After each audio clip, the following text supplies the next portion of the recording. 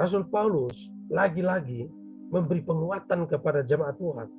Kalau ada Roh Kudus di dalam diri kita, perkara apapun itu dapat kita tanggung dan kita melewati. COVID-19, saudara-saudara, kita mungkin yang sedang sakit, kita yang sedang bergumul, kita yang sedang punya persoalan, saudara, segala perkara dapat kita tanggung bersama dengan Tuhan. Itu pentingnya kita berdoa bersama malam ini. Pentingnya kita berdoa bersama malam. Dan kalau lihat Yakobus juga, Yakobus pasal 1, kalau teman-teman membaca Yakobus pasal 1, ayat yang kedua, gaya Yakobus hampir sama dengan Rasul Paulus, tetapi gaya Yakobus memang agak sepertinya kok enteng banget begitu. Yakobus bilang apa? Saudara-saudara, anggaplah sebagai suatu kebahagiaan kalau kamu jatuh ke dalam berbagai-bagai pencobaan. Wah, Yakobus ini enteng banget. Anggap sebagai suatu kebahagiaan kalau kamu jatuh ke dalam berbagai-bagai pencobaan. Bagi orang awam mungkin membacanya ini enteng banget. Ya wajarlah, dia kan hamba Tuhan. Dia ngomong begitu ya wajarlah. Oh, dia kan majelis, dia kan rajin gereja, rajin melayani. Dia ngomong begitu ya wajarlah. Tapi jangan lupa, Yakobus mengatakan itu kepada jemaat di Yerusalem, jemaat biasa. Dan dia bilang, anggap sebagai suatu kebahagiaan kalau kamu jatuh ke dalam berbagai-bagai pencobaan. Bahagia dalam pencobaan itu tidak mudah. Kenapa Yakobus begitu enteng sekali? Karena Yakobus, dia teologianya, teologi yang benar. Yaitu kalau ada Tuhan di dalam diri kita, kita menjalani segala perkara bukan sendiri, saudara-saudara. Kalau saudara sedang sakit saat ini dan saudara percaya kepada Tuhan, jangan lupa kalau engkau tidak sendirian. Penyakit itu bisa menyebabkan kita semakin dekat dengan Tuhan. Dan penyakit itu bisa disembuhkan oleh Tuhan. Dan ada maksud dan rencana Tuhan di balik semua perkara itu. Saya kira ini yang menjadi poinnya. Sehingga kita tidak menjadi putus asa, menjadi hilang semangat kita dan sebagainya. Tapi ketika kita disadarkan dengan kebenaran firman Tuhan, kita harus semakin yakin. Mantap kita. Sama seperti Grace Epipani tadi. Ya. Dalam keadaan yang sulit pun, dia tetap berkomitmen untuk setia kepada Tuhan. Fanny Crosby ya, tetap berbahagia.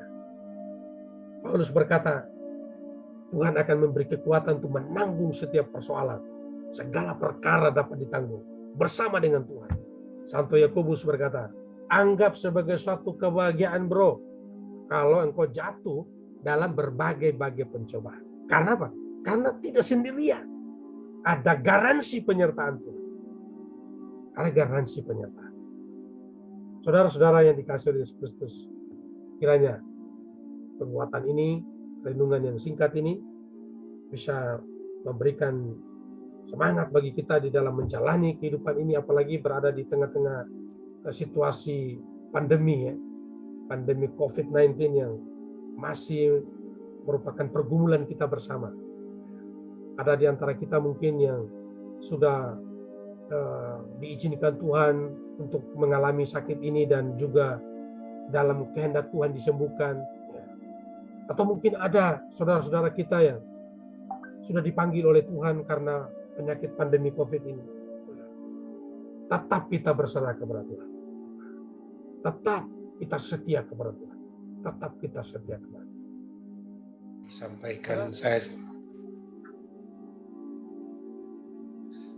secara pribadi, saya sungguh berharga, terhormat juga yang saya hormati pengurus IKBS, ada Pendeta Elia Umbusasa, dan terkhusus Ketua Departemen Kerohanian IKBS yang telah merancang program ini, dan ini program banyak belajar apa yang dikupas oleh Pendeta Elia Umbusasa yang mengambil renungan dari Yakobus 1 ayat 2 sampai 4 anggaplah sebagai suatu kebahagiaan ketika kita mengalami berbagai-bagai cobaan.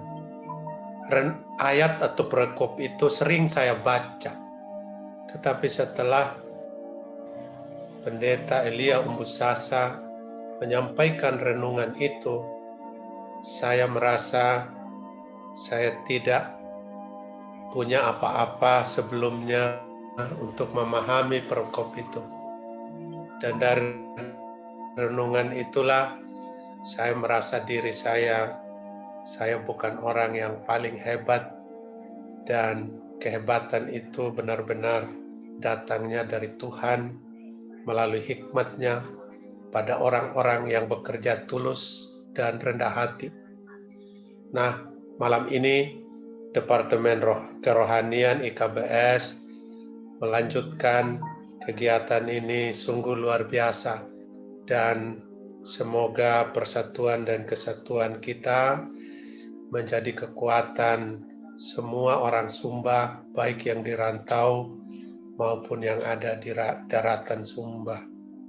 Kita tahu bahwa pergumulan semua umat manusia di dunia, termasuk kita, orang-orang Sumba, tidaklah mudah. Tadi di dalam doa-doa syafaat disampaikan baik oleh Pak John Billy maupun oleh Ibu Naomi, betapa pandemi COVID ini telah menyebabkan banyak orang kehilangan kerja, banyak orang yang menghadapi kesusahan seperti kesaksian baik daripada Pak Dedi maupun dari Ibu Popa. Kita juga mengalami banyak saudara kita yang berpulang mendahului kita. Saya sebut saja Ibu Veronica Pedadaindo, ibu dari sahabat kita Pak Martinus Lelubili, Ketua DPC Jakarta Barat. Kemudian Pak Yonatan Wailiti, ayah dari anak kita Ina Wailiti. Bapak Antonius Lotalapo, om dari Ibu Christine Gustav dan Pak Gustav.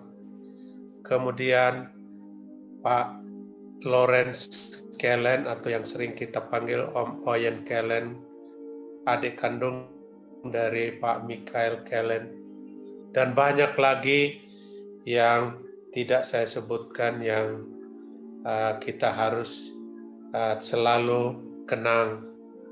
Siapakah kita yang hari ini masih bisa mengalami kasih setia Tuhan?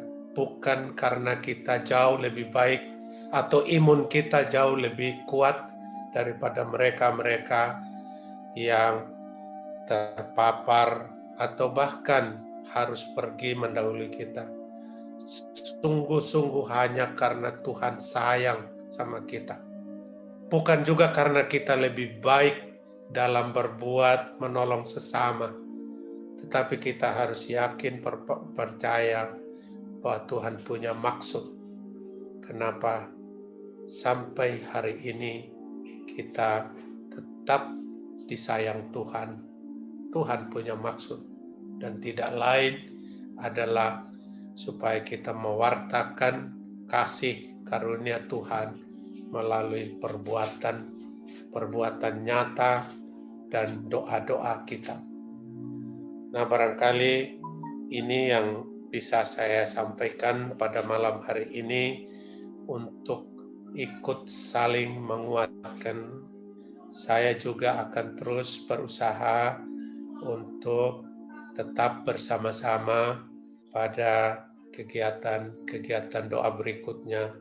Dan saya meskipun di dalam kesaksian Ibu Popa juga menyinggung nama saya, sesungguhnya saya adalah orang yang sangat sedikit berbuat untuk teman-teman IKBS dengan segala keterbatasan saya, baik karena kehidupan yang juga ya dengan segala tantangan hidup, kebutuhan, maupun karena pekerjaan saya yang menyita waktu cukup banyak, sehingga keinginan untuk juga menyisihkan waktu yang lebih banyak, seperti halnya teman-teman baik pengurus maupun saudara-saudaraku semua, warga IKBS. Namun saya memohon maaf ketika belum dapat berbuat banyak, tetapi hati dan pikiran saya sebagai salah satu bagian dari IKBS tentu akan tetap ada bersama IKBS.